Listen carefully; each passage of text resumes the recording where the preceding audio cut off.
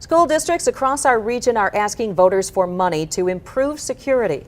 Target 8 investigator Danny Carlson put Rockford school security to the test. You saw those results last night, and she's here now to talk with us about how Rockford is asking for voters to approve a bond, and they're not the only ones. They really aren't. This is something that we're seeing more and more here in West Michigan, asking voters for bond money to improve security. Now, everyone that we talked to today from many different school districts say everything changed after the tragedy at Sandy Hook. Who the victims were, where the tragedy happened, really changed how districts looked at security, and as a result, we're told districts everywhere are trying to make changes.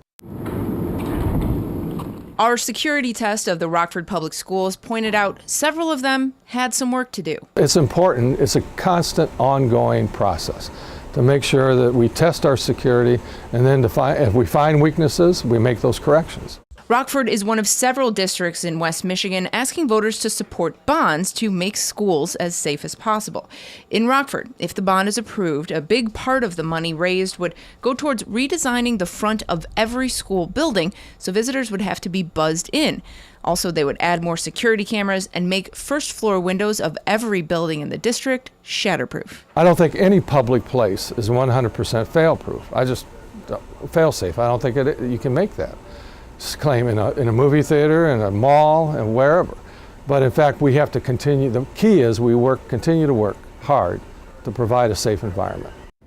Rockford's bond goes to the voters May 6th, but again, as we've been telling you, this story isn't just about Rockford. Several other West Michigan districts had bond issues going to the voters before that. Hear which ones and what they hope to do coming up tonight at 6. Sue? Danny, thank you. We showed you last night at 11 o'clock how far we were able to get into 6 Rockford district schools. One of our undercover producers was stopped within 30 seconds. Another walked around for 15 minutes.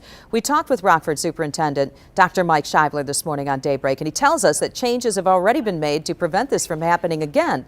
We also asked if anyone got in trouble because of the results. There was a reassessment of what we're supposed to do, and I take this very seriously. In fact, the entire district does it. Security is one of our priorities. Dr. Scheibler told us he gave his district a B-, and they'll continue working to make their schools as safe as possible.